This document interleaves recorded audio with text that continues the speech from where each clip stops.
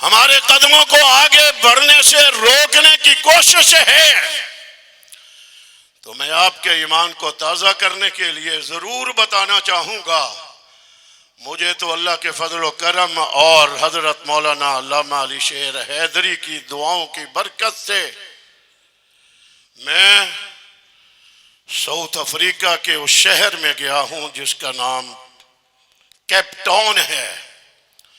Cape Town کے اندر ایک جگہ ہے جس کا نام کپ پوائنٹ ہے، دنیا کی بلند ترین جگہ، دنیا کی بلند ترین جگہ۔ ہم اس کے اوپر جا رہے تھے، حضرت مولانا ڈاکٹر علامہ خالد محمود صاحب رحمت اللہ تعالی علیہ، سہارنپور کے بزرگ، دارالعلوم دیوبند کے علماء، مکہ مکرمہ مدینہ منورہ امریکہ برطانیہ کے علماء کرام کا یہ ایک وفد تھا۔ ہم جب اس کیمپ پوائنٹ کے اوپر پہنچے، دنیا کی بلند ترین جگہ، اور بتایا گیا یہاں دنیا ختم ہو گئی ہے، آگے پانی ہی پانی ہے۔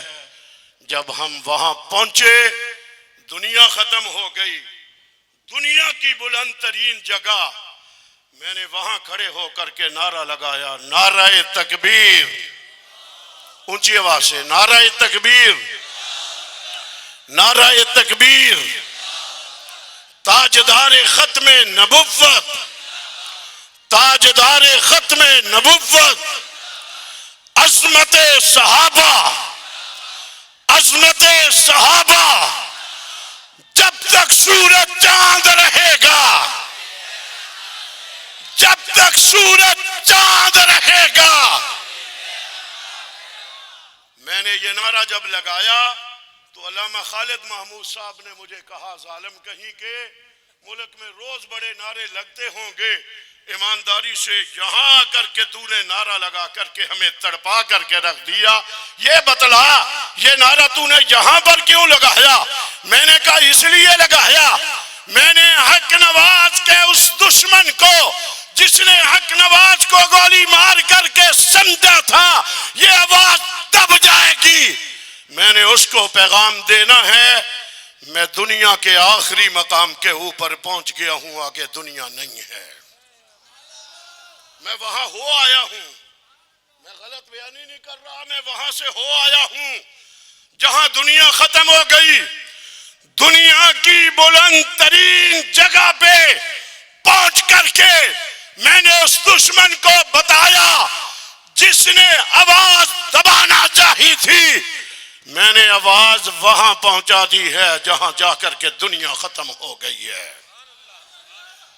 اور میں نے کہا تھا اگر کوئی مجھے بتائے آگے سمندر میں کوئی جزیرہ ہے تو میں کوئی نہ کوئی کشتی لے کر کے وہاں بھی جاؤں گا اور وہاں جا کر کے بھی حق نواز زندہ باد اور صحابہ زندہ باد کا نعرہ لگا کر کے آؤں۔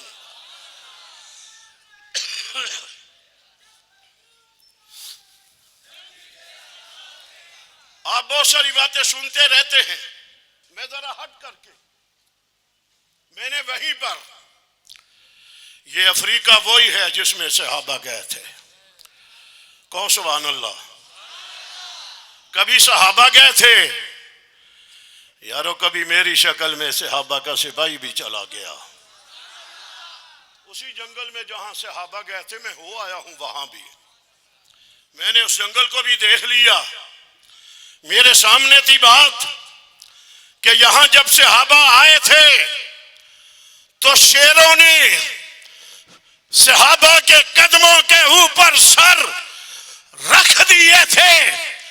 ہم جب اس جنگل میں گئے تو جنگل کی انتظامیہ نے ہمیں کہا، علماء کرام گاڑیوں کے نہ دروازے تم نے کھولنے ہیں نہ شیشے تم نے کھولنے ہیں، یہاں بڑے بڑے شیروں کے ریوڑ ہیں، کہیں تمہارا کوئی نقصان نہ ہو جائے۔ انہوں نے ہمیں کہا، ہم آگے گئے تو ہم نے دیکھا شیروں کے بڑے بڑے ریوڑ، وہ شیر بھی ہم نے پاکستان میں کبھی نہیں دیکھے جو ہم نے وہاں دیکھے تھے۔ یہاں تو پنجروں میں بند ہوتے ہیں، وہاں آزاد شیر تھے، سامنے سے آئے، پورا ایک جتھا شعروں کا آیا. مولانا شاہد سہارنپوری کی زبان سے یوں نکلا. علماء کرام یہ بڑی تعداد میں شعر آ رہے ہیں اور بڑے بڑے قداور شعر آ رہے ہیں. جب انہوں نے یوں کہا تو میں نے کہا حضرت پریشان ہونے کی ضرورت نہیں ہے. اگر یہ نقصان کے ارادے سے ہمارے قریب آئے تو بول کر کے اتنا جملہ ضرور کہہ دیں گے کہ ہم انہی صحابہ کے در کے چوکیدار ہیں, ذرا خیال کر لینا ہمارا. اور یہ ہوا حضرت, یہ ہوا. آگئے شعر آگئے. میں نے بول کر کے یوں ہی الفاظ کہے. پھر میں نے شعروں کو یوں بھی دیکھا, ہماری گاڑی کے ارد گرد یوں چکر لگا رہے تھے جیسے آپ وہاں چکر لگایا کرتے ہیں. یوں بھی دیکھا. اور اگلا جملہ بھی سننا, ہم کوئی کمزور ڈرنے والے بہت آگے گئے.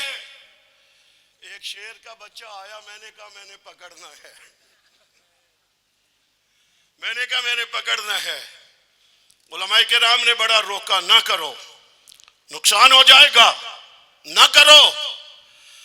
میں نے کہا حضرات میں جو اپنے آپ کو صحابہ کا سپاہی کہلاتا ہوں, میں نے یہ تجربہ بھی کرنا ہے کہ ان شعروں نے صحابہ کو ماننا تھا. میں دیکھتا ہوں مجھے مانتے ہیں یا نہیں مانتے.